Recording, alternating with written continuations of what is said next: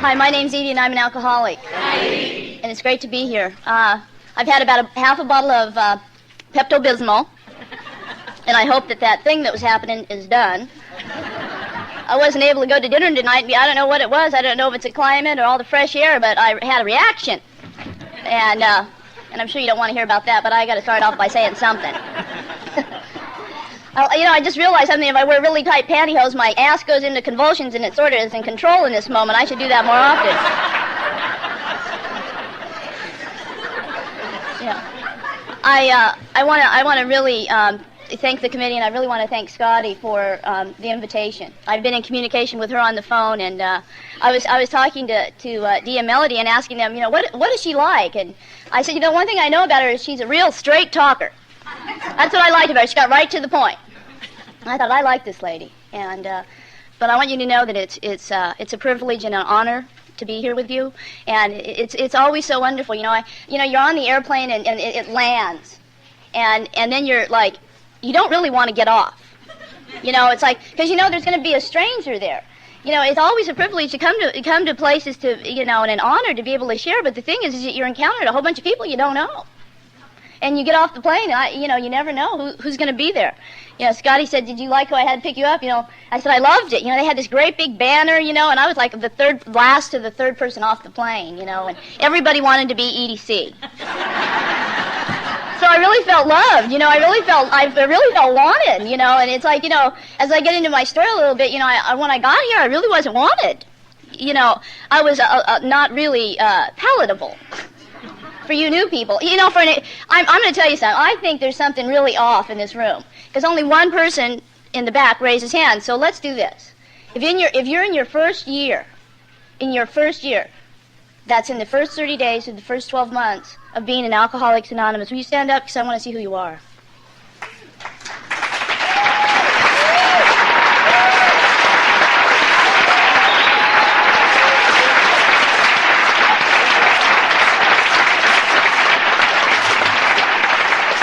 Now, see, that's much better. And I want to welcome the man in the back in his first 30 days. And what I want to say to you is I want to welcome you all to Alcoholics Anonymous. And for me, now, and what I'm going to say from here on out is really my opinion. And you know what those are. Everybody's got one, and so do I. But if you're new, this is everything I have to say from this moment on is my opinion. But it is of my opinion that it takes a lot of courage to step into being sober. And that's been my experience. So I want to welcome you to Alcoholics Anonymous and let you know that you never have to drink or use ever again. And I hope that you hear something. I love the very fact it's such an honor to be the kickoff speaker because, well, see, I don't know.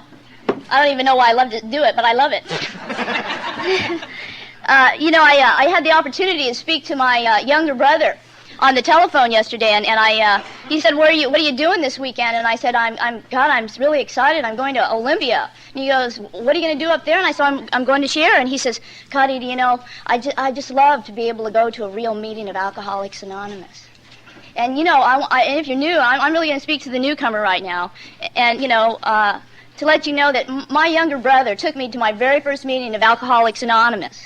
He got out of the VA hospital in Menlo Park in San Francisco, and he came to live with me, and he said, Edie, I'm on antabuse, and they've court-ordered me to, he's just like, what do I know about? He says, they've court-ordered me that only blood members of my family can take me to meetings of Alcoholics Anonymous. And I'd never been to Alcoholics Anonymous, and I thought, well, that sounds like a good rule. That's really an effective rule. Well, by God, I'll take you. Your life's a mess. Somebody ought to take you somewhere, So my little brother, he's actually not very little at all. He's actually like 6'3" and pretty good-sized guy, but I always call him my little brother. He took me to my first meeting of Alcoholics Anonymous in the Central Valley, in a little town called Merced. And I remember that night, I thought that I was being really polite because I only drank 3 beers that night. I didn't want to, have that smell of alcohol to, inspire anybody to start frothing at the mouth or anything, And I remember when they sent around, the sign-up sheet. Well, I grew up, my younger brother and I, we grew up in foster homes. And we grew up in the kind of foster homes where they issue government food. And the government food is always issued contingent on how many kids are in the family. So, well, my first meeting of Alcoholics Anonymous, I figured, well, this sign-in sheet, it must be you turn that into the social worker and they give you coffee. That's my experience of these types of things, right? So, knowing that a social worker was going to acquire that sign-in sheet, didn't ask anybody, made that all up. That's what I have. Part of my problem in life is making shit up. But I signed in my first meeting of Alcoholics Anonymous, I signed in Edith Francis Cartwright, because I didn't want to, I didn't want the social worker who I'd probably never see to think I was one of you, right? And of course, who do you think they called on first in that meeting? Well, of course they called on Edith Francis Cartwright, the signed-in dignitary of the day, And my first meeting of Alcoholics Anonymous, I couldn't even speak. I said, I'm his blood. I'm his blood sister. And I want you to know that I'm the one that brought him here. So, and I hope that you all can really help him, because, and I went into all about what was wrong with him. Well, you know what they did to me at the end of that meeting? They inundated me with telephone numbers. And I was quite upset. Actually, that was formed my first resentment at Alcoholics Anonymous. How dare them think I was one of them. But I want you to know that when I talked to my brother yesterday, and I want you to know that if you're new, I want you to really hear this. My little brother didn't make the choice to stay clean and sober. He did make that choice. He's been in probably 10, 12 different recovery treatment facilities. And today, my little brother's doing 30 years in Deer Lodge, Montana. And they don't have AA meetings in Deer Lodge, Montana, because Montana's not big on AA, or at least hospital and institutions. So I want you to know that if you're sitting in that chair and there's a question about whether or not you ever have to use it again, you don't have to. And you don't have to go to the places and do the things that my little brother is. I want you to know right now he's 5 years clean and sober, and he may be up for parole in the year 2000. So what you can do if, the next time you think about drinking, you think about where that may take you. Because that's what's really important. A lot of times I don't think we think about, the long haul of it, the big picture of it, where it may take us. So, to tell you a little bit about what it was like and what happened and what it's like today, I grew up with the kind of alcoholics they talk about in big books of Alcoholics Anonymous, seeking lower companionship. I didn't grow up, I swear to God, they were just there at the bottom already when I got there. When I woke up, they were there at the bottom. I would have always loved to have had, it would have been nice to have been, sort of born into it looks like I'm going to cry. Probably I will. I am known to do that. I'm just kind of emotional. I'm not a circuit speaker, so I have absolutely no idea what I'm going to tell you. Oh, and Scotty invited me to come and share. I'm saying, well, what tape did you have? She goes, well, I got the tape from Eugene. Oh, my God, you got the tape from Eugene. I said some things there I probably shouldn't have said, but, what I say is this. I started walking down the hall, and I'd forgot something that I always do. And I went back to my room, and I got down in front of the toilet, got on my knees in my good dress clothes, and I asked God to allow me to be a channel of the message that he needs, that there's somebody here that needs to hear. And that I just think it's such an honor to be a channel of God's message. So I don't know what God has to say to you. He surprises me at times, too. He tells you shit I don't want you to know. And it really is, a lot of that is, there's this wonderful woman she's passed on now, and she lived in Southern California, and I used to love to listen to her tape. She said, I'll be honest with you, as soon as I can get it past me. I'm like, I like that. A lot of my life has been about, I'll be whatever you want me to be so you'll love me. Just tell me what you want me to be so that you love me. And that's a lot of what my life has been about. And in recovery, I've made some changes in that area. Some, not a lot, but a lot. I've only, in case I forget to tell you, because at the end you never told us how long you've been sober. So we'll pretend we're in Dallas. In Dallas, this is how my name's Edie Cartwright. I've been sober by the grace of God and the Fellowship of Alcoholics Anonymous since July the 11th, 1983.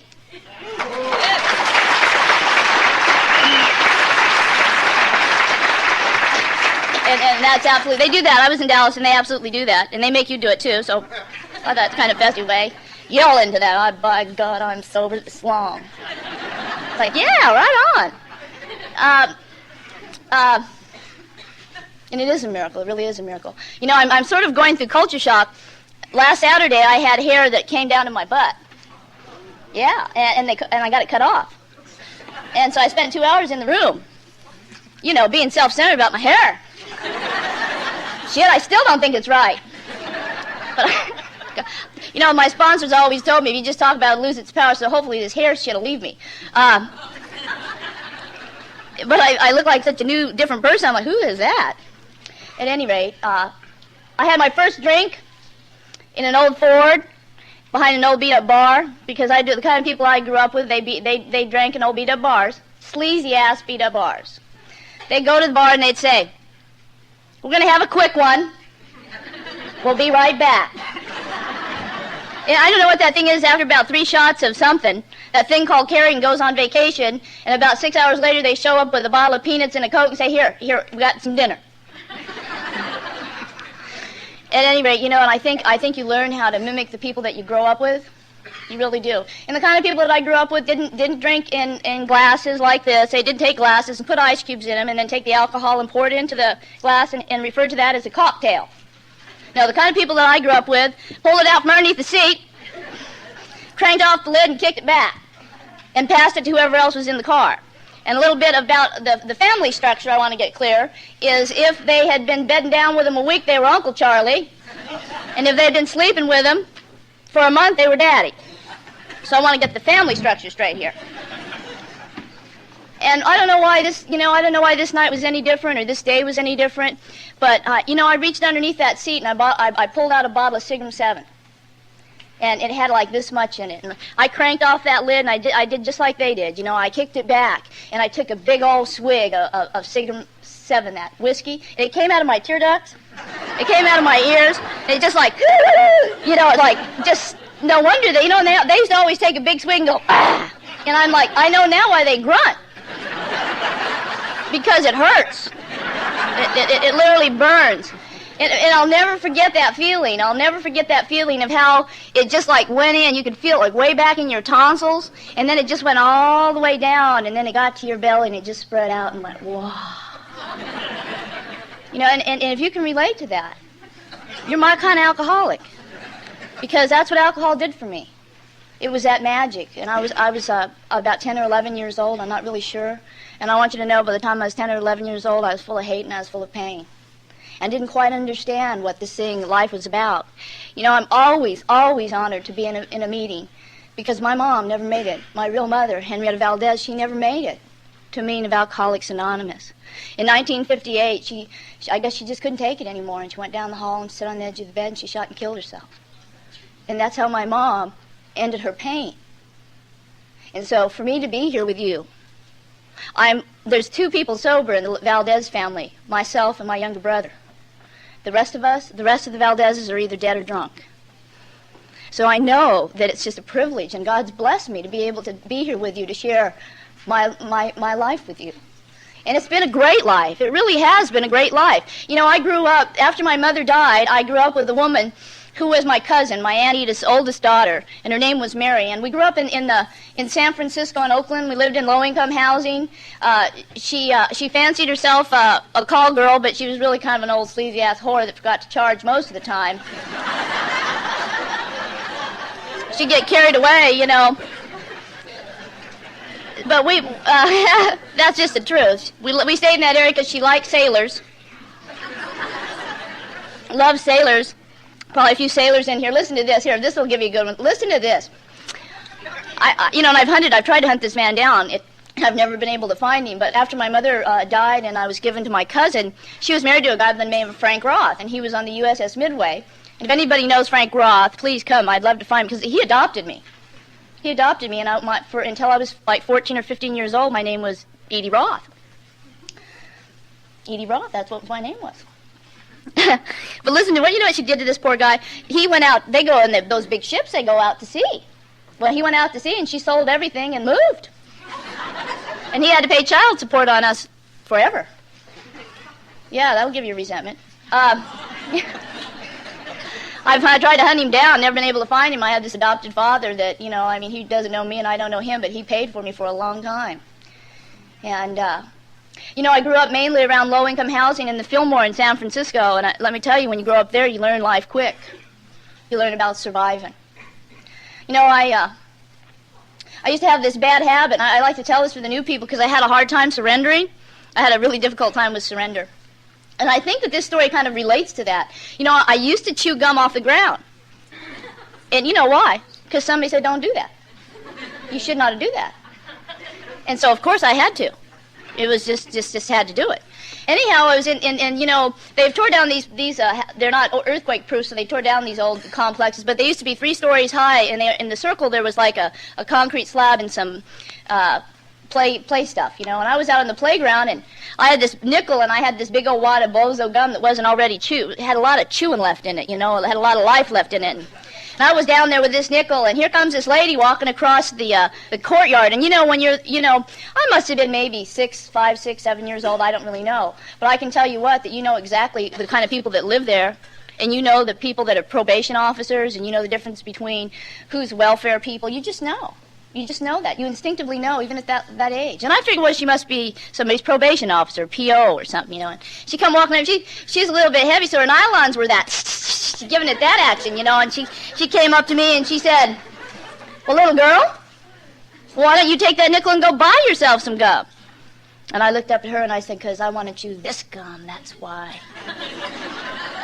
Now, if you knew, I was like, do you think I had little problems with doing what I was told when I got here? As suggested. No, thank you. You know, and you know what happened to me that day? She found Mary somehow. I don't know, she just fell in love with me, and she went and got all my belongings and had them in a Safeway suitcase, and she came down to me and she said, Safeway suitcase, you know what that is, don't you? Know, a little Safeway bag, little bag, all my shit fit in a Safeway bag. So I grew up, those are little Safeway suitcases. And she had one, you know, with some of my stuff in it, and she came and she goes, you know, they said you could go home with me. And I'm 39 years old, and, you know, that's still, you know, that's who I brought to Alcoholics Anonymous. I remember driving across the Bay Bridge with that lady. She seemed to be a great lady, but I remember feeling inside like I didn't have the value of a sack of potatoes. And a lot of my resistance in being in Alcoholics Anonymous is that I had to tell you that stuff in order to be free. You know, it wasn't very long before Mary came to get me in that house in Oakland, and you know, she got me well, you were right about it. I needed that. Oh my God. Well, early.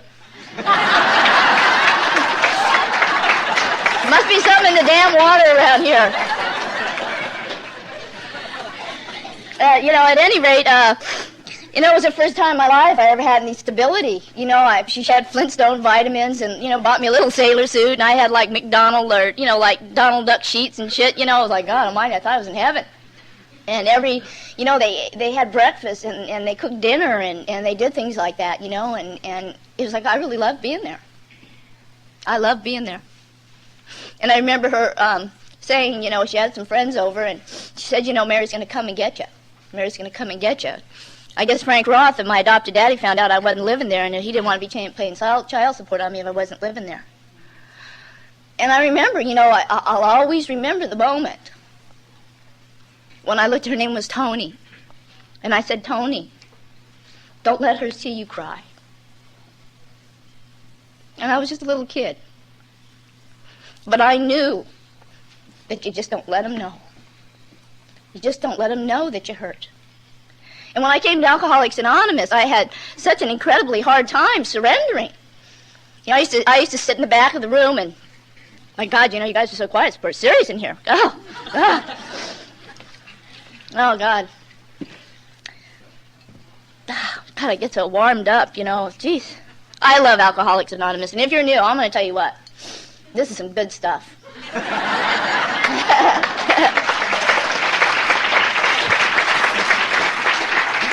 You know, when I got here, when I got to you, I didn't feel anything. I didn't feel anything at all. I was just like so shut down, and so unable to allow anybody to get close to me. You know, I had an experience that if you get close to people, they leave you. They leave you and they hurt you. And by the time I got to you, I knew better than to tell you that I even thought that. Because you know what, I'll be fine, just fine without you. I'll be fine without any of you. And that's really not the truth. Today, I need you more than I've ever needed you. And I love to be with alcoholics.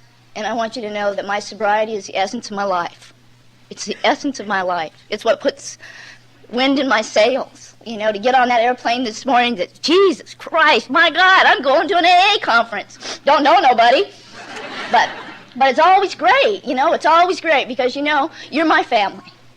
I grew up in the foster care system, and, I have an adopted family today. I was in a relationship when I was really young, and they ended up leaving, and I just stayed with Mom, and her name's Barbara Wood, and she adopted me. She didn't go through the paperwork or anything like that, but I want you to know my mom, she loves me just like her own.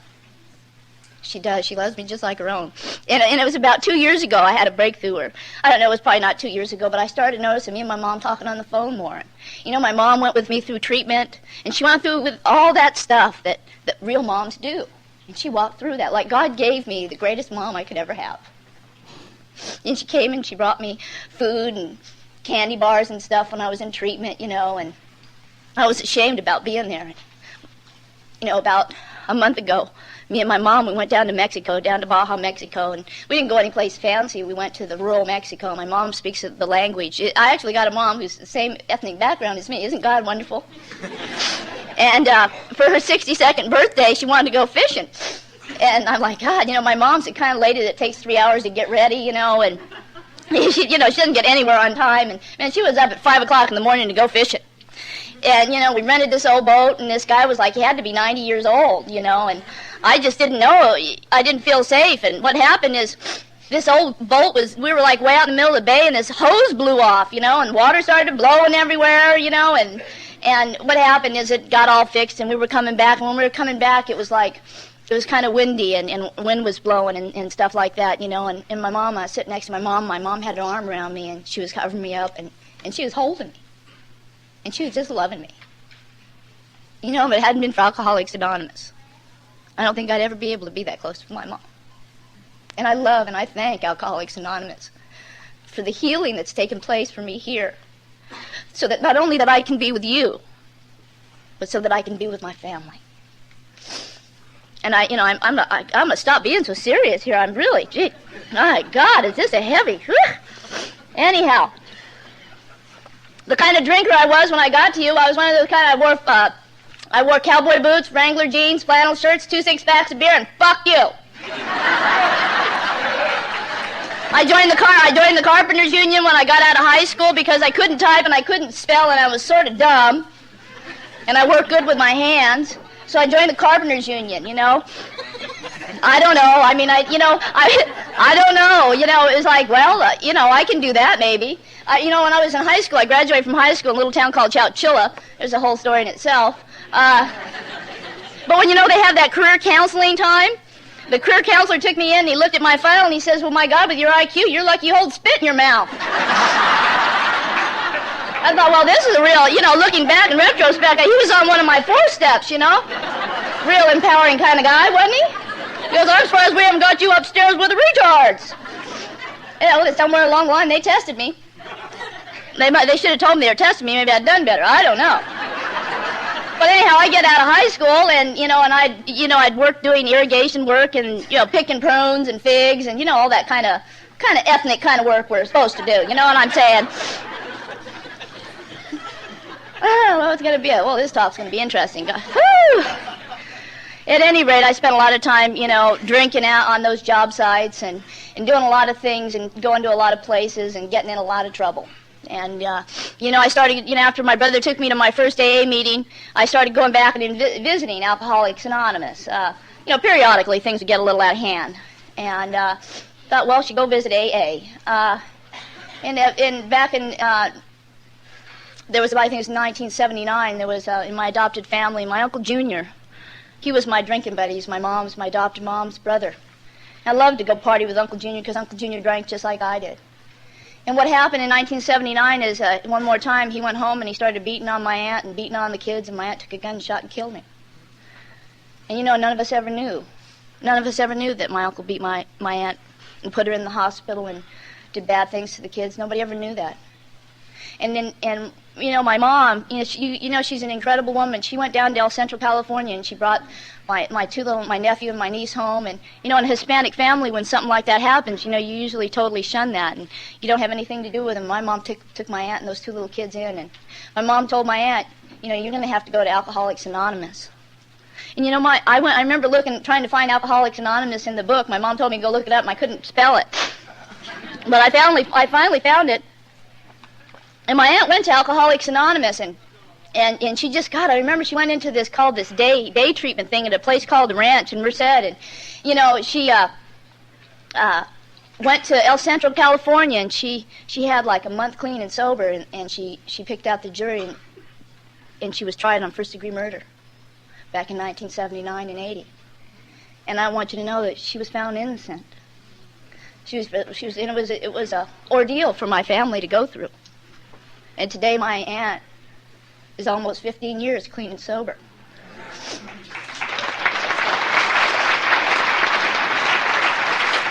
And she works for the Teamsters Union. She helps men in the Teamsters Union, men or women. There are a few in there. To go through treatment and stuff, and she just lives Alcoholics Anonymous, and she's on the road. And she was an inspiration. I remember that I went to her. You know how you kind of have some of those bad, just a bad little run of luck going, and I had gotten off into San Francisco. I was working on a construction job over there for a big company, and I got on a kind of a long toot and got a hold of some of that stuff. You shouldn't, I won't really talk about that other thing that we don't talk about in Alcoholics Anonymous, but I'll tell you what, I really am appreciative for that white stuff because it kind of sped up my getting here. That's all I have to say about that. But anyhow, I ended up showing up at her doorstep, all kind of gray and green, and she goes, "Well, what's wrong? What happened?" I said, "Oh, I'm just having a bad day." And she took me in, and she was feeding me chicken noodle soup and reading to me out of the big book, Alcoholics Anonymous. And she looked down at me and she said, Well, honey, do you think your life could be unmanageable?" Well, I sat up, and I said, "Why, no, not at all. Now, I got all my belongings are in, like, storage facilities in 3 different locations. My life is totally unmanageable. I'm living from paycheck to paycheck. My family's upset. My life is a total disaster." But I'm telling my aunt, "No, don't think so." We were sitting at the table about 3 hours later, and she was getting ready to go to an AA meeting with her friend Glinda, and Glinda says, "Are you in the program?" And you know how people in the program talk. They think everybody's in the program if you're around them. And I'm like, I didn't even know what the program was, but I said, "No, I'm not in the program." And my niece, who was about 9 years old, said, "But she ought to be." Yeah. That niece that was 9 years old, my aunt's daughter, my Uncle Junior's daughter, tonight is her graduation, and she's graduating from the University of California at Santa Barbara with honors, and she's never had a drink in her life. Ever had a drink in her life. And I think that's an incredible success. But anyhow, so I started my routine in and out of Alcoholics Anonymous and in and out of Alcoholics Anonymous. And, I'm a blackout puking drinker. I don't know about any of you. But it's just like I would just go away. And I thought, well, it must be because of that Indian and Mexican thing. I shouldn't drink hard liquor. You know how we do that, like the big book says. So then I didn't drink any hard liquor. And then I went to wine, and then I noticed with wine and, the combination of wine and those other things that still I would go in these blackouts and go away. I thought, well, I better just stick to beer. And then, I noticed the same thing. Well, the same thing happened. I did all this experimenting. Did any of you ever do that? So then I decided, well, I'm just going to drink Coors Light. Because Coors Light in a silver can is almost like hardly anything. And, so one night after work, I went to this place called the Wagon Wheel. The Wagon Wheel was in Whitten. It was one of those sleazy little bars you could smell 3 blocks off. One of those kind. It just had that kind of stale aroma to it, And they in the back of the bar they sold pickled pig's feet. That kind of bar with those slim, that you'd eat. That's what you ate for dinner. Those pepperoni sticks and pickled pig's feet. And my God, that was the life. The country western music's playing on it's always Merle Haggard, "Oh, I'm always on a mountain when I fall," and there was such a fellowship that occurred in those places, you know. You'd suck on each other's pigs' feet, and you know, oh my God, there was just, oh my God, the kinship that took place, you know, and you think you were in heaven, and then you'd have one too many, and something would happen. You know, you'd make a fool out of yourself, or like me, I would just go away. I'd go into a blackout. And on one of my last drunks, you know, I'd been in and out of Alcoholics Anonymous. I had a long-time sober person tell me, you know, Edie, if you took all those chips you've collected and drilled holes in them, you'd have a concho belt go around you twice. And I said, yeah, but, you know, Louise tells me I just keep showing up, and one of these days I'm going to get it. You know, and I just keep showing up. And you know what? It's been a long time. It's been a long time. And it did. I used to be embarrassed. You know, the first 6 months I was sober, I didn't tell anybody because I didn't think anybody believed me. Oh, yeah, you know her. And so anyhow, I remember being in the wagon wheel, and I don't know, I thought I had a couple of beers. And the next thing I know, I wake up. You ever do that? Just kind of wake up. Uh-oh. There you are in a car. I'm usually in a car. I love to go into blackouts and drive. That's one of my favorite things to do. Only this time I wasn't driving. There was somebody else driving. And I've been in and out of Alcoholics Anonymous, and you know how you come in AA, in and out, and they start telling you about yets? Because I used to sit and say, well, you know, I've never had a drunk driving yet. Oh, well, that's a yet, Edie. You could have it, you know. All those things, losing jobs and all those things. And I want you to know, if you knew, I experienced all of the, if there were a checklist like the 20 questions, I experienced most of the yets.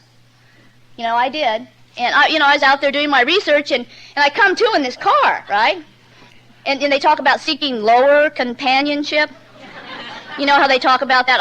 Back in the late 70s, early 80s, they used to tell horror stories in Alcoholics Anonymous. You ever hear about that one about the guy comes in and the wife beats him up because there's someone lodged in the front of his Buick grill? Oh my God, they make this shit up. They've got to. You know what they just tell these horrible stories, and I didn't know if they were true or not, or they just made it up to scare new people like me, but you know, they're true. They really are true. But at the time, you know, with my mind the way it was, I never knew. And so anyhow, I'm in this car and I wake up, and there's this guy driving my car. Let me tell you, this guy, he's scary looking. He's got hair all over his body. He's got a big belly and it's sitting on his thighs. You know, and he's got tattoos all over his body. Tattoos everywhere. Now, growing up in the environment I grew up in, you know, county tattoos, from state penitentiary tattoos, you just know. And I could tell by his tattoos he'd done a lot of county time. A lot of county time, this guy. He had a red bandana around his head, and he looked really scary. I looked at him, you know, and I thought, you know, those people in Alcoholics Anonymous, I'm sure he would be considered a seeking lower companion or a yet. And then there's movement in the back seat. Oh my God, we got company. You know. So I turn around and I look, and who do you think's in the back seat? There's a woman in a pink boob tube with Hale's Angels wings permanently tattooed to her chest. I said, oh Jesus. So what do you know, when you're like, this is where it's taking me one more time. Now what do you say to these people? Excuse me. I'm one of those retreads in Alcoholics Anonymous. They say that I'm in the chronic stage of alcoholism and that I might be encountering individuals of your type and kind, and you need to take me home. Well, no, you don't say something like that. No. You know, my alcoholic mind kicked in and said, well, you really need to put a stop to this behavior. You know, you really ought to stop this. But since you're already on this road trip, not knowing where you're going, how about when you get done with it, just tie on a really good one? You ever thought about that? Let's just get it out of our system once and for all. Let's just drink all we can drink and get done. And so I set off to do that. But first of all, I needed to find out who these people were that I was riding around with. So I said, so, you got any beer? And they said, well, you know, Edie, you got beer in Sacramento. And that's about 2 hours from Winton Wagon Wheel. And they informed me we're going to Reno. You know, going to Reno on a little trip. And, you know, these kind of people you just look at and say, well, I've changed my mind. You just don't, you know. You know that you just hope to God that you get through whatever it is you're in and get out of it and alive. I mean, that's where alcohol took me. It took me to places doing things like that. And there are some that I wouldn't talk about in the meeting of this level that took me to places that I had such shame and degradation about. that I couldn't even begin to tell you about. But that one I can tell you about. You know, and about 4 days later, I woke up. I woke up in somebody's house. I don't know who they weren't even home. They weren't home. You ever do that? Wake up in somebody's house, nobody's home. You go into the kitchen, you look at the appliances. Oh, upper middle class home must be. You know how you can tell upper middle class home? They got liners in the trash. They got trash can liners. I grew up in the slums. I know when I'm in a quality house. And straight up, if they're putting trash can liners, it's an upper middle class house. And I decided, you know, I just can't do this anymore. And you know, I've been in and out of Alcoholics Anonymous so much, but you know, after when you sort of get to that place where you know that it's about your life, I started carrying AA numbers all over me, in my little pockets and stuff, you know. And I reached in the top of my Wranglers in that little pocket, and I pulled out a number, and her name was Mary, and she was from the Turlock group in Central Valley. And I called the number, and I said, Mary, I don't know if you remember me, but my name's Edie. She goes, oh, yeah, I remember you. You know, I remember you. And I said, well, you know, see, when I was newly in and out of meetings, you know, they never came up. I got kind of resentment when I got newly sober about this. They never told me 90 meetings in 90 days. They never bothered that. They'd say, Edie, we really think that treatment would be what you need to do, treatment.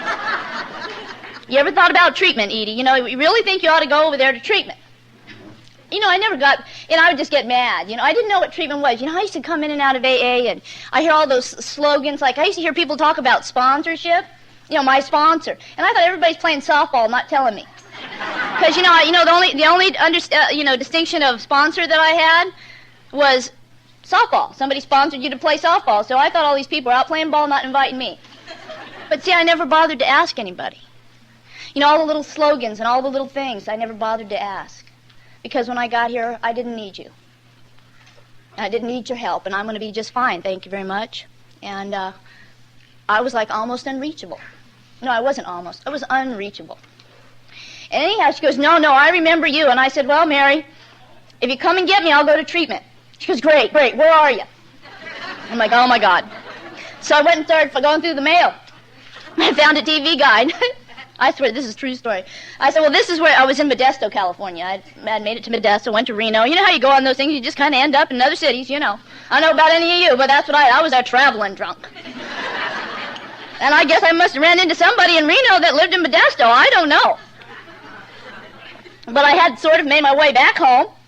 Close, I wasn't far from home. And I read the address. I said, I hope this is where I am. And then I gave her the number off the phone. And you know, I went back into a blackout. And I don't really remember that day very much. I remember being in the car with her. And she took me to the Scenic General Hospital. And she checked me into a place called Reality. I love that. That she, you know, it's still there. It's still open. It's at the old TB wing and the Scenic General Hospital, and it's called Reality.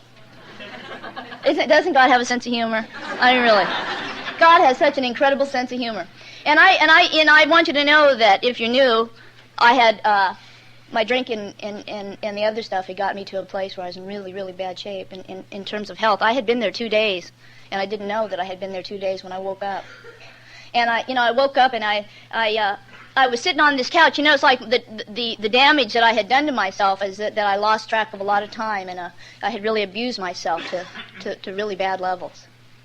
And when I woke up to the point where I realized, you know, like I had some sense of myself, I had on Stanislaus County green pajamas and an old green robe that somebody had burnt holes in.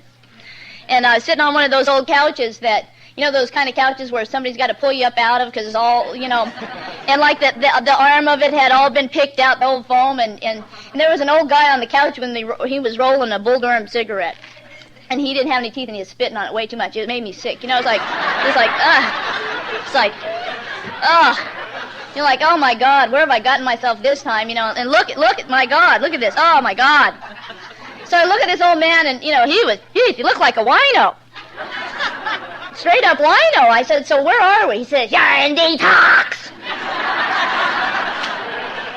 Oh, my God. Now, I'm in the Carpenters Union, and I have Blue Shield medical insurance.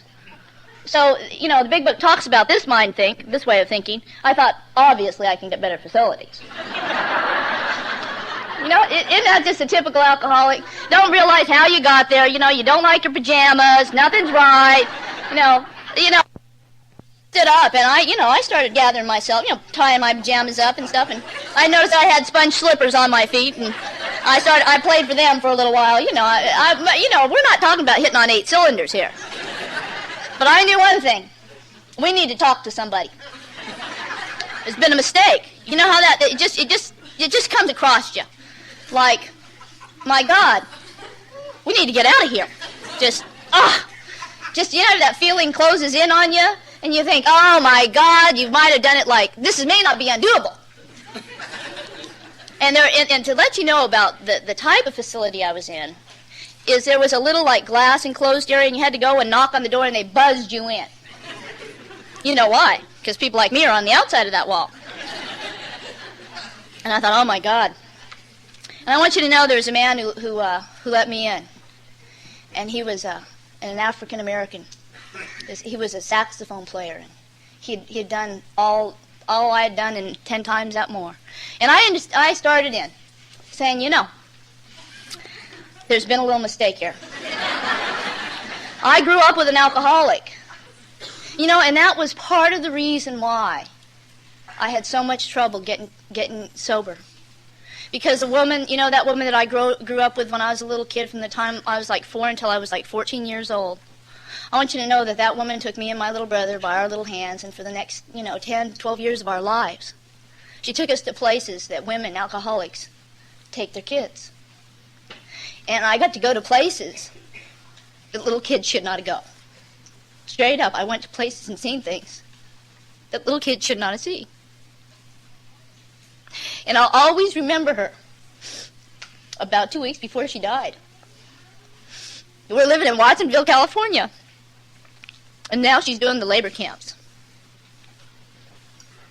And we lived in a little hotel room that had a box springs and no sheets. We had artichoke crates for like end tables and stuff. And in the morning, when she got up in the morning, she'd take a bottle of wine and she'd drink it. And she'd puke on herself. And I'd clean her up and she'd drink it. Because that's what she had to do just to keep the sick off of her. And so when I was a little kid, I knew what a woman alcoholic looked like. And I want you to know, in reality, on that morning, I knew that I didn't look like that. And I might have been one thing, but I wasn't an alcoholic. I was a dope fiend, but I was not an alcoholic. You know what I'm saying? And when I went into that man, and I started telling him my tale of woe about, I got a car, and it's registered. You start grabbing for everything you can, and I got car insurance, and I got medical insurance. He goes, that's good, we can charge you. Good. That's good, we can charge you. And I said, you just don't understand. And he just let me talk and talk and talk and talk and talk till I was talked out. He just kept nodding.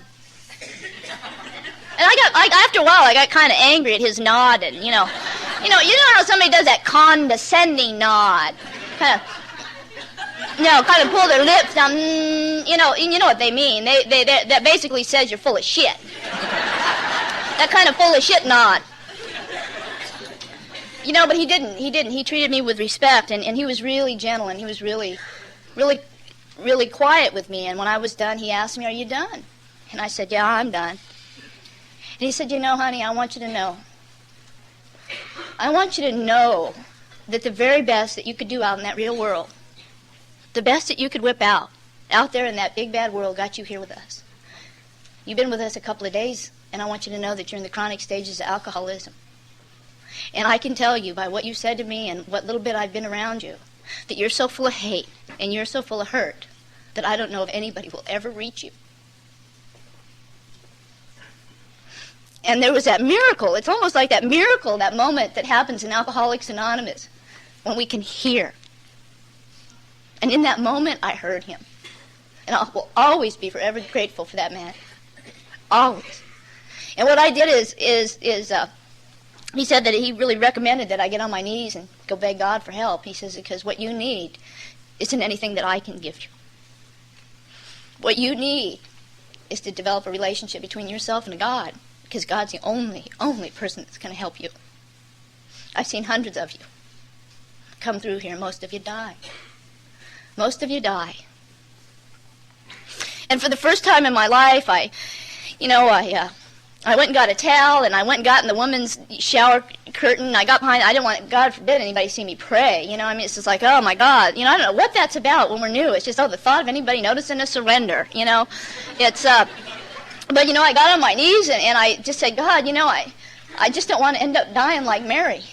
That woman that I lived with, she ended up dying in that hotel room, and she ended up bleeding to death. She had her esophagus ruptured, and she died in that old flea-bitten hotel room. And I knew that I didn't want to live like that. And I knew that if I kept drinking, that's where I was going. So I got on my knees and I just begged God to help me. And in the reality, there's a 28-day program, and so when I was well enough, they let me go down the hall, and I went through the program, and after 48 days, they said, Edie, you need to go now.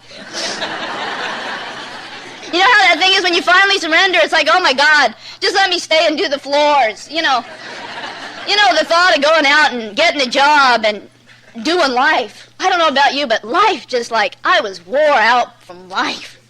Hiding all those feelings and not letting anybody know that I was hurting. And, I used to go to AA meetings and I'd leave and I wanted so much to be a part of, and I wanted so much to just say something, and I didn't. I didn't say anything for a long time, 3 years. I didn't say anything until I almost died from not saying anything. So what I want you to know is if you're new and you're not talking to Means of Alcoholics Anonymous, I want you to start talking. Because there's nobody like you. And what you have to give us is a contribution that nobody else can give us. So I invite you to start sharing. If you're not sharing, to step in and start being a part of Alcoholics Anonymous, because it's a great place, and there's no way about doing it wrong. And every time I get up and do something like this, I think I'm doing it wrong. I don't talk about the steps enough, and I tell too many stories. And you know what? This is just the way I do it. and they want one of them circuit people that do it right. They need to get them.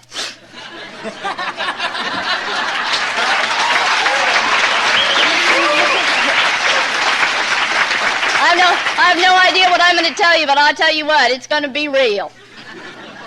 At any rate, I got out of treatment in reality, and I went and got me a little job there in Modesto, and I started going to a place called First Street Fellowship. Now, I want you to know I've been in and out and in and out and in and out of Alcoholics Anonymous. So I knew when I got out of treatment at reality, I thought, well, whatever you do when you get off work, you need to go somewhere and just sit. Because, the best I could do always got me in trouble. So I started hanging out at First Street Fellowship. And First Street Fellowship's in the bad side of town where everybody, where the poor people live. And I want you to know that I always feel the best where the poor people live because I feel at home. And there's a guy there, and his name's Earl. And First Street Fellowship was about half as big as this. Because I'm in construction, I think you want to know the diagram. You know what? You don't care how big First Street Fellowship is. You really don't give a shit how big it is. But I always want to give you the dimensions and tell you, it's just what I do. It's like this construction thing in me, and it's that 3-foot overhang. Anybody who has a 3-foot overhang, this guy that lives at the golf course, 16th hole, I bet he's got a 3-foot overhang. A 3-foot overhang's for rich people who don't know any better. They got to throw their money away on the overhang because nobody lives on the outside of the house, and I don't even know why I'm telling you that. But anyhow, I'm hanging out at First Street Fellowship, and the outside's old corrugated metal. It looks kind of like an old barn. And there's a guy by the name of Earl that opens up First Street Fellowship. And they start playing pinochle in the corner, and they play pinochle till midnight, straight up. It's something they do. They all do it, right? And there's a bunch of the old couches, and then there's an old rundown kitchen. And then over in the corner, there's this big, huge circle. 200 people probably sit around there, and they have AA meetings all the time. Well, I'd go to First Street Fellowship, and I'd just go sit in one of those old beat-up couches, and after a while, this old guy by the name of Earl would say, he'd say, there's a meeting over there in the corner. Like I don't know there's a meeting over there in the corner. And I just nod, and he keeps saying, there's a meeting over there in the corner. And we went through this dance for a while. And finally, one night he said to me, if you're not going to go to the meeting, how about you wash some cups? Well, I thought, well, oh, okay. In First Street Fellowship, somebody had given them a bunch of those old china mugs, those big, thick mugs, the big, thick, great old cups, keep coffee hot for a long time. They had 200 of these mugs, and they were all chipped and dirty. So I went down to the grocery store and got me some bleach and Comet, and I scrubbed them cups. And I just scrubbed them, got every nook and cranny, got me a little water brush, and, got all that shit out of the cracks and stuff, clean them up, Then I painted the kitchen at First Street, because I spent so much time in there, I wanted to kind of dress it up a little bit, And then I went down to the thrift store and I got some curtains, and And you know what happened? I'm going to tell you what happened. I finally made it to the table.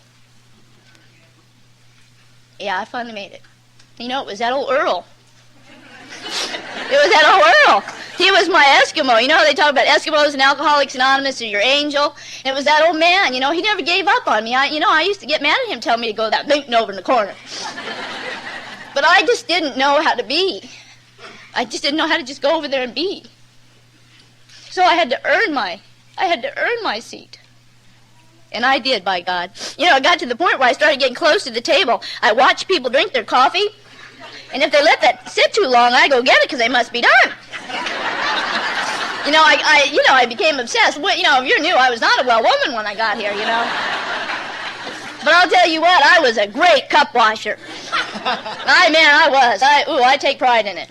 I want you to know about 6 months ago or so, I was sharing down in Turlock, and old Earl, he died. And I want you to know he died in First Street Fellowship about 7:30 in the morning, and somebody less than 30 days was holding Earl. And it's people like that. It's people like that in Alcoholics Anonymous that give people like me my ticket to Alcoholics Anonymous. You never know where those people are going to show up. And old Earl never gave up on me. And he always, he took pride in, First Street Fellowship moved, and they moved over by the cannery. And old Earl, he called me up, and he said, Edie, I want you to come talk at our group. He goes, we're moving, and you're going to be our first speaker. He goes, you're my success story. And I said, boy, ain't that the truth, Earl. He goes, you're my miracle in Alcoholics Anonymous. And I said, Earl, I go anywhere and do anything in the world for you. And on page 312 in the Big Book of Alcoholics Anonymous, it talks about, the closing part of the Keys to the Kingdom. It talks about the gifts that we get in Alcoholics Anonymous and the families and the friends that we develop. And that old man believed in me when I wasn't even lovable. And people in Alcoholics Anonymous have loved me and believed in me when I wasn't lovable. So there's this very, very special thing that occurs in this fellowship. And there's no other organization in the world like it. And if you're new and you're in your first year, I believe that God has chosen you. Because there'll be people out here tonight in Seattle, or there'll be somebody somewhere that'll die in an automobile accident, or they'll die from an overdose or something, and I want you to know they'll never have been blessed or graced with the opportunity to ever sit in a meeting of Alcoholics Anonymous. And it's really hard to grasp that, to know that, we're sitting here, and we're actually chosen, and we're blessed. And I know if any of you are really new, you can't even grasp that concept, because it took me a long time to get that we are blessed, that we're like love warriors for God. That Alcoholics Anonymous is the fastest growing organization in the world, and we have no CEO or no controller, and people just drives people crazy. They want to know well, who runs this place? Well, God does. That's who does.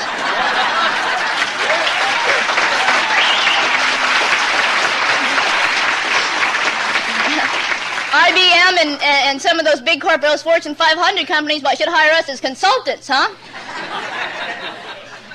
Well, we wouldn't get into that, but at any rate. So, I couldn't, I was, doing this thing and hanging out, and I couldn't, even after that thing at First Street, I went back out a couple of times, and they said, Edie, you need to get yourself a sponsor.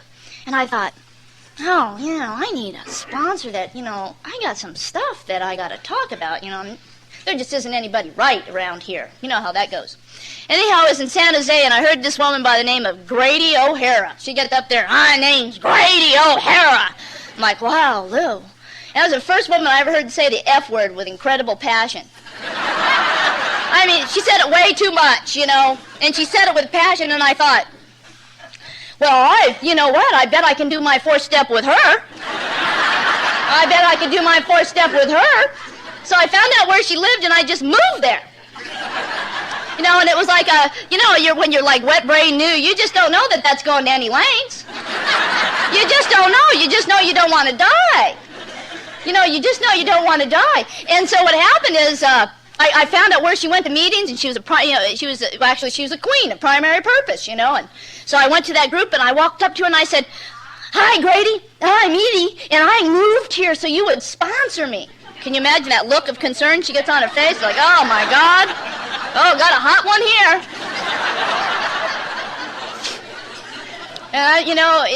That woman is a blessing in my life. She was a blessing in my life. And, everything she told me to do, I did. And at primary purpose, it was back in the days when we didn't ask if you wanted to. She told me that I would report at 7:30, that I would be a greeter, that I would mop the floors, and I would every Thursday night get on my knees and do a third-step prayer, whether I wanted to or not, with all the new women who come to the group. You know what? What a wonderful thing.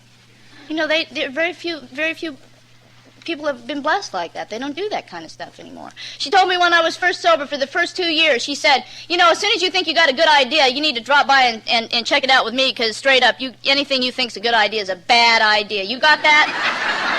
For the first... She owns Watson's Cleaners, and I had to drive down there every time I thought I had a good idea. And when I did my first four-step, when I got to Alcoholics Anonymous, my writing and my reading ability was really limited. And it was limited because I really bought that I was stupid. And I really bought that I wasn't capable. That's why I joined the Carpenters Union. I barely hold spit in my mouth. I might as well do something that's just manual labor. My God. And my first four-step was, at best, not done properly. When she took me into her home and she took me into her living room and she sat down and she didn't tell me that I didn't do it right. And for 2.5 hours, I read what was on my paper, and she goes, well, you don't have much there. And I said, I just don't know how to write it. She goes, well, then you just tell me. And she allowed me to just tell my whole life to her, and all those things, and all those secrets, and all those things that kept me from being with you. And that's the beginning of my healing. That was the beginning of my healing. And, I never thought that I would ever be able to have the life that I have. In my life, I live. Alcoholics Anonymous is where my life is. I have to have a job and we have to work and stuff like that, but there's nothing that lights me up like Alcoholics Anonymous. And that's because I had a sponsor that was committed. I don't know how many people she sponsored. She must have sponsored 40 or 50 women, and she summoned us, and she demanded, and after you were like 6 months sober or something like that, and you had a car, she'd give you a list of the recovery houses you had to go and pick up women and where to take them. And then after a while, when you're a year sober, she goes, okay, well, it's time you get your self-centered self out there and sponsor somebody. And I thought, oh, my God, I can't possibly sponsor anybody. And she goes, you're just self-centered. And she goes, and I knew that she was going to have me report back to her the following week, right? So I thought, oh, my God, I got to sponsor somebody. So there's this old woman by the name of Jean, and Jean used to pee her pants in the group, and she was kind of, in bad shape. So I walked up to Jean and said, Jean, I'm going to sponsor you. And Jean said, oh, okay. Oh, okay. Right? And I want you to know why I picked Jean is I figured if I messed up, she'd never noticed. She had never noticed if I said, well, I'll just, And, Jean used to call me collect at 4 o'clock in the morning. Jean would call me. 6 blocks away, she'd call me collect. And you know what I'd do? I'd read to Jean out of the big book. And you know what? I had never read that thing prior to that. I'd never read that book. So I really believe that sponsorship is God's way of tricking us into reading that book as long as they stay a page ahead of them. No, well, let's hear. And, then what happened is, my practicing on Jean, and, Jean knew the big book back and forth, and she'd say, no, Edie, no, that's not on that page. I'd start talking, she goes, no, that's on page 449, or, she was a brilliant woman. She just had no real commitment to being sober, but I learned a lot from Jean. And Jean used to get locked up by the Stockton, these county nut huts. And then she was crazy. And what I would do is those ones that would come through the door, those ones that people would say, oh, my God, there's another one. That's the one I'd grab, right? You're mine. And you know what? You're mine. the downtrodden, give them to me. And what we would do is I started taking them to Jean. And I'd make them buy candy bars and cigarettes for Jean. And we'd sit in the nut houses and we'd read to Jean out of the big book. And you know what? I want you to know, I don't know if Jean's sober, but every one of us are. Because there's a magic that occurs when one alcoholic shares with another, even if we ain't doing it right. There's this whole thing, I can't do that, I'm doing it wrong. Who knows? Nobody notices. What are they going to know? I didn't know.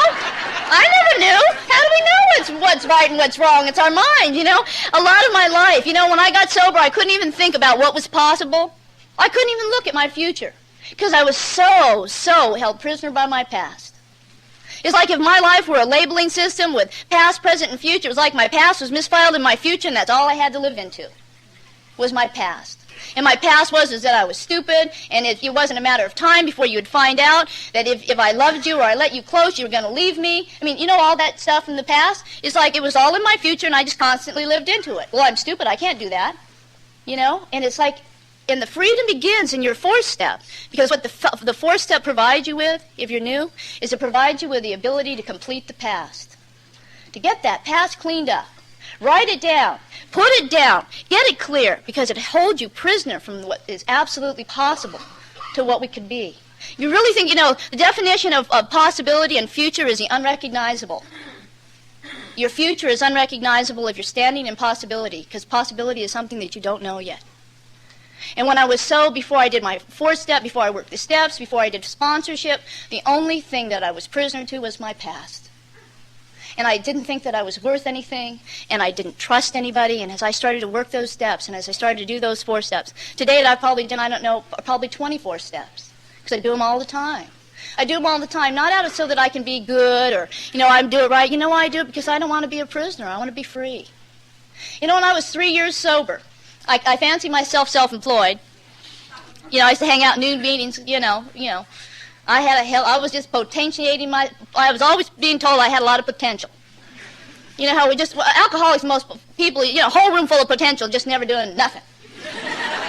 I hung out in noon meetings and said I was self-employed and, you know, and all this stuff. I wasn't self-employed. I did a few side jobs and got cash for it, but I didn't know how to do anything in terms of business or any of those things because you know, I'm too stupid, right?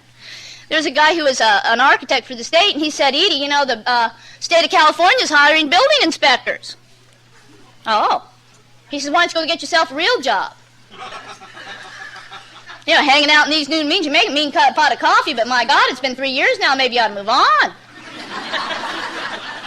And I thought to myself, you know, that's that part of me that comes from the past. Well, you know, I'm too stupid, you know, and, you know, I know that some of you think I'm smart, but I'm really not. It's just a matter of time before you figure out that, you know, I'm dumb. But you know what? People in Alcoholics Anonymous helped me write a resume, and they helped me fill out the job application. And I was able to go take a test at the community center in Sacramento to become a building inspector for the state architect's office. And me and 700 men took that test. You know, oh yeah, wasn't that a fun day? You know, I've learned a lot through that. You know, there's some guy says, "Are you here to take it for your daddy?" You know, that whole thing. You know, and I've learned Alcoholics Anonymous is, you know, just match it with love. I just looked at him and said, "Well, you know, he's drunk at home, and somebody's got to do it." You know, just make it humorous. You know, as humorous as you can. I'll get into a little bit of that later. There's been some things that I've had to do in my sobriety, but you know what? I got 85% on that test. And I was the first woman ever hired by the state architect's office to do an industrial inspection.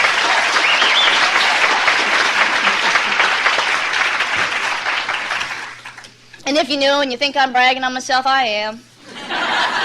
Because, you know, from where I came from, that little kid, you know, scraping up that gum off the ground, you know, from where I came from that place. You know, I was about, I don't know, I was old enough to remember, I don't know, every once in a while when Mary would go to jail, we'd be put in holding homes, and I was with this child psychologist who was evaluating me, and you know what he told me after he evaluated me? He looked at me and he told me that I was really, really angry. I know, I was old enough to remember, I don't know, every once in a while when Mary would go to jail, we'd be put in holding homes, and I was with this child psychologist who was evaluating me, and you know what he told me after he evaluated me? He looked at me and he told me that I was really, really angry. And that I had the inability to adapt, and that I would spend my adult life incarcerated in prison because of my anger. And those are the kinds of things in the system that I heard. I never once heard, you know, honey, you don't have to live like that. You don't have to grow up and be an old whore like Mary. No, I was never told that. I was told that I had the inability to adapt, and that I'd spend my adult life incarcerated in prison because I was angry. And you know, when I was about 3.5 years sober, I found out that I wasn't half as angry as I just was hurt. You know, all I ever wanted was somebody to just put me up on their lap and say, I love you, and you matter to me. God, you know what a difference that would have made in my life. I wouldn't have had to go on through the journey that I had to go through, but you know what? It's been a good journey, and I've learned a lot. And I have a lot of diversity of thought, and I have a lot of diversity of expression, and you know what? I got passion about life, by God. Shit, I've been there and back. And God loves me, you know, and, you know, I went down to San Diego, and, oh, my God, I'm 3 years sober, and oh my God, I got this great job. You know how I was just lit up like a Christmas tree. You know, I just was. You know how you just like, oh my God, here it is. It's just like in the big book, just like it says. Oh my. And then you get confronted with life. You know, I'd been on construction jobs for a long time. I turned out I was the first woman to get my journeyman's card in 1979. And, you know, I was just so out of it, I didn't realize that was any real big accomplishment. You know, you just don't. You're just like showing up. You know, I was just more concerned about getting my medicine than, you know, but I did. I managed to do that. And I've accomplished some things in my life. But, you know, I always lived out of that I was so stupid and I was a half-breed that nobody ever wanted. And that's who I brought to Alcoholics Anonymous. Who I brought to Alcoholics Anonymous was an old half-breed little, I'm Indian and Mexican and Okie. And, the Mexicans didn't want me because I had too light. And then, the whites don't really, you're a tweener, you know, you're tween somewhere, you know. And, and that's who I carried around, you know. And, the first day on the job, now I'm going to tell you this story, and don't any of you get upset. Okay, but I got to tell you exactly what happened. There may be a few of you that this may not set well with you, but look, don't make it mean a lot. It's just something that happened. Okay, I get on the job in San Diego, and I'm just so, I got my new little inspector outfit, just right. I got Wranglers. I got those really nice khaki Wranglers, and they're, I always have my pants not bleached, starched. A nice shirt. You always want to make sure you wear long shirts, because you don't want to be showing anything, kind of drawing any attention, So I felt like I did everything right, I really did. And I showed up on the job site, and they assigned me to an old guy by the name of Al. Al had been a building inspector for 28 years. He got in the car, the government car. He wore his hard hat on the inside of the car. He was a serious guy, oh Al. Anybody, it was a sedan, so it was, the hard hat hit the top of the lining, But by God, he was a company man. And I thought, you just look up in God and say, oh, God, just give me the strength to make it through. I don't know what this guy's going to do, Jesus. He looks over me, never said a word, just looked over and kind of breathed heavy through his nostrils. I get that he's not liking his little new assignment. He looks over at me, now, don't anybody get upset, but this is what this guy says to me. Well, we knew that minorities are going to show up. Just didn't know when. Okay. Now, you look at the guy and think, I wonder if banana nut bread would really even do any good. I baked a lot of bread, and it was that hard hat on the inside of the car that just led me to believe I don't think this guy's reachable, But I said, since he has engaged in conversation with me, I think I should at least respond. So I said, well, what other minorities are coming besides me? Because, I'm one. Now, don't anybody get upset, but I want you to really get the essence of old Al. Oh, Al said, well, we had 2 niggers, an Indian, and a cunt. Now we're just waiting on the 2 niggers and the Indian. Okay. Now, if you're new, now this is new. If you're new, you got a choice to make. You're either going to practice the principles of Alcoholics Anonymous, because I had 2 conversations going in my mind. One was on this side, that was that little, that nickel slick kid who was like scraping up gum. I could tell him in a minute, straight up, what I thought of that, right? But on the other side is a sober woman in Alcoholics Anonymous with over 3.5 years sober. And I had good sponsorship, and what I've been told is that you don't ever match that hatred with hatred, because it gets you nowhere. So I looked at old Al and I said, Al, I understand that you must have resistance in my being here. But it's not okay for you to ever speak to me like that ever again.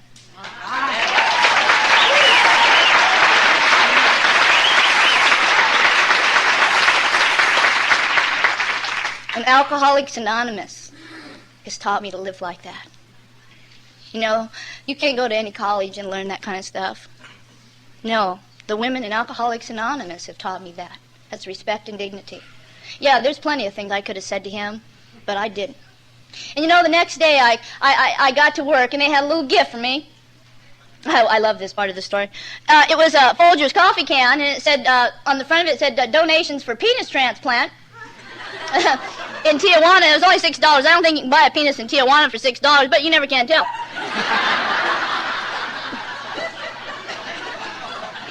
But the reason I'm telling you this story is because, you know what, I didn't drink through that. No, I did not drink through that. Do you hear me? I went down to downtown San Diego, and I got on H&I, and I lived in the hospitals and institutions in San Diego. And I endured that job for a year. And there's things that they did that I'm not even going to begin to tell you about.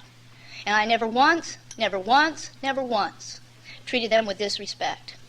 And I know today that, you know what, unconditional love is loving people when they're not where you think they ought to be. And I learned that in Alcoholics Anonymous too. You know, I prayed for those men, and I wished it could have been different. But there were 3 of them that were members of the Ku Klux Klan, and that's just, they could not be with my being there. And these aren't things that people want to talk, that, you know, there are many of you that think I should not be talking about this in a meeting of Alcoholics Anonymous, and I want you to know that this is my life. And these are the things that I've been confronted with. And through the fellowship of Alcoholics Anonymous and the steps and the principles, by the grace of God, I didn't have to drink, use, or kill anyone.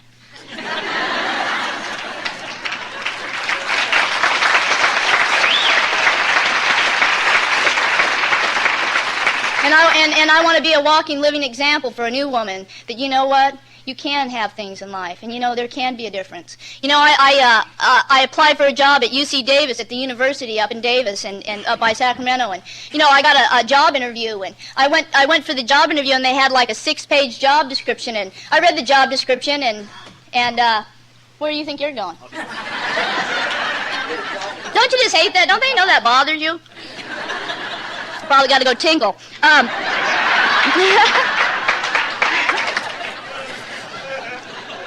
Anyhow, I got this job description. It was like 6 pages, you know, and it had all this stuff in there about, you know, budgetary and control. And, you know, I'm thinking, my God, I can hardly do I struggle with my checking account. And that old past crept in. You know the past? Oh, my God, if I go to that interview, they're going to know how absolutely stupid I am. Oh, my God. Might as well just get in the car and leave kind of quiet. Slip out. Nobody will notice, right? And again, it was that woman, that old lady down in, that older, long-time woman, that woman in L.A. that said that a lot of times all we do is we just get dressed and we look up and we wink at God and we just give him the best sober person we are today. And I figured, you know what, I'm already dressed up. I'm dressed. Might as well just go through the interview and just see what happens. And then, you know, if I hurry up, I can get a noon meeting, right? You know, and I went through that interview, and there were 6 people that interviewed me, and I'd never been interviewed like that. You know, the job I got with the state, that it was all through a test. And, you know, at the end of that job, I knew that I got that job. I just knew I got that job. And I went and took my 5-year chip at my home group in Sacramento, and 2 days later they called me and they told me I got that job at the university, you know. And it's like I never thought that I could ever have the things that I have in my life, you know. And out of that job, I bought an old fixer-upper house, you know. I went and bought this old house that people said, oh, my God, Edie, why'd you buy that house? It was an old 3-bedroom house, and, you know, it had an addition onto it, and, you know, it was just, took 14 truckloads of trash out of that house, right? And I want you to know that me and people from halfway houses, we rebuilt that house, and I cooked them steak dinners, and I gave them $20 and bought them candy bars and cigarettes, and me and people in halfway houses and people in Alcoholics Anonymous, we rebuilt that house. And for me, that house is like who I was. I was just an old go-away fixer-upper, you know. You look at an old house and you go, I don't know, the foundation's pretty bad on that baby, I don't know, you know. You know, and I've gotten things in my life that I never ever thought, you know, the job and owning my own home, and I've bought a couple of other investment properties, and, you know, it's like those things are important. But I want you to know, the thing that lights me up the most is like having all my friends over and the people I sponsor in Alcoholics Anonymous, and I love to barbecue in Alcoholics Anonymous, and have my people over and cook for them, and it brings me joy. And I know that if it hadn't been for Alcoholics Anonymous, that I wouldn't be able to have the success that I've had in my life. And if you're new and you got a little bit of time, you start sponsoring people, and you just stay one page ahead of them in the big book of Alcoholics Anonymous. And they'll never notice if you're doing it wrong. You know, I recently had the opportunity to apply for a job, a big job, you know, one of those kind of big jobs like, you know, people with lots of degrees have, you know, like big-time degrees. And I figured, well, you know what, I'll just apply for it. It was a development team, you know, to develop a new department within my department at facilities. And I applied for the job, and I got a big interview, and I you know, it was now on the top floor of the administration, you know, where the chancellor hangs out, and went for the interview, and it was on one of those big, you know, one of those big long tables where you can see everybody, all the suits are reflecting out of the lacquer. You know, it's fancy. There were about 9 people that interviewed me, and it was scary for me. But I figured, you know, I'm just going to get dressed and be the best sober person I am today and look up and wink at God and see what happens. At the end of that interview, they said to me, you know, because this is moving into more of a management position, overseeing, developing a new department and stuff, you know, we want to know what is it you do outside of work in the community. in your community. Well, and could you share with us something from that? And, kind of tell us like a project or something you've been involved in, and, well, it goes pattern through my mind. Well, I can't tell them about Alcoholics Anonymous. And you know what went through my mind? If it weren't for Alcoholics Anonymous, you wouldn't even be in this interview. So I told them all about the fact that I'm a sober member of Alcoholics Anonymous, and one of the most memorable times and some of the things that I've done that's been the biggest contribution to my life has been my work in H&I, hospitals and institutions. And I said I had the wonderful opportunity. I'm one of a very few women that's ever had the opportunity to go in and do meetings in San Quentin.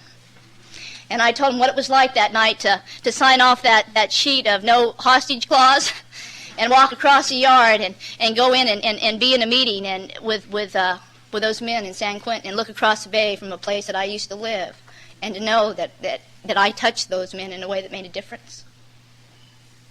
And I said, that's what I do outside of here. And I said, you can do with what you want with this, and you can take what you want and you can leave the rest. And there's a part of me that resisted in sharing that with you, but I want you to know that if I get this position, I want you to know exactly who I am. Because I have nothing to hide, and I have learned in Alcoholics Anonymous, you're only as sick as your secrets. And I want you to know that they gave me that job.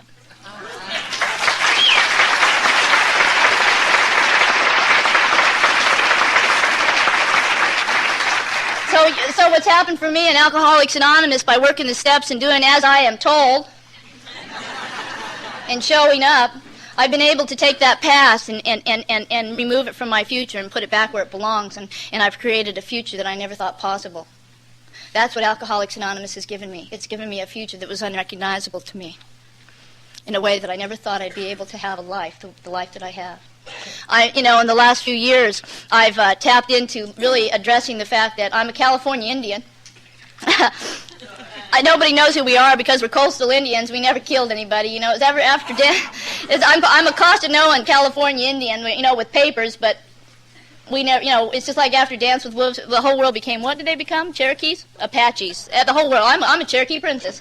Well, now that it's cool to be Indian. But yeah, right. But, in the last couple of years, I have a sponsor that's, 24 years sober. Her name's Indian Rose, and she's taught me a lot about the heritage. And a few years ago, I had the opportunity going to an Indian AA conference in Las Vegas. And instead of having marathon meetings, they have what they call talking circles. And it was just beautiful. And I was in a room that was led by a medicine man who was Chippewa Cree Indian. And he was 93 years old, and he was 15 years sober. Right on, huh? And I'm going to close with these two stories, and I'm going to sit down. But he said, and I'll never forget, I felt like so blessed to be in that room with that old man, saying what he had to say. Is, the wisdom. He says, as alcoholics, we look at our lives as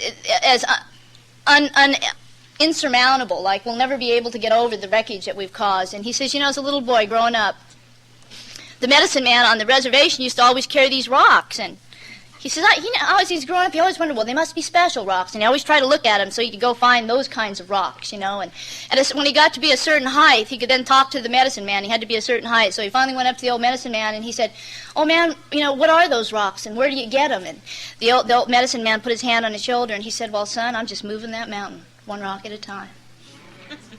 And he said that that's what we do in Alcoholics Anonymous. It says it in the beginning, it says that we were powerless over alcohol. We, meaning that we get to do this together. And that some days we get to help each other carry each other's rocks. And the other thing that he says, as young people, and there are a lot of you young people in this room, he says you always want to go to those faraway places like Hawaii and travel. And he goes, it's important to travel. He says when you travel, make sure that you pick the soil up and really feel the soil and and feel the trees and the vegetation, because every place is different. And he says when you come back home, just know that the longest journey you'll ever take will be from your mind to your heart. And that's what we do in Alcoholics Anonymous. We take that journey from our mind to our heart. And I want to thank you so much for allowing me to take that journey with you. It's an honor and it's a privilege to be your kickoff speaker at this conference, and thank you for having me.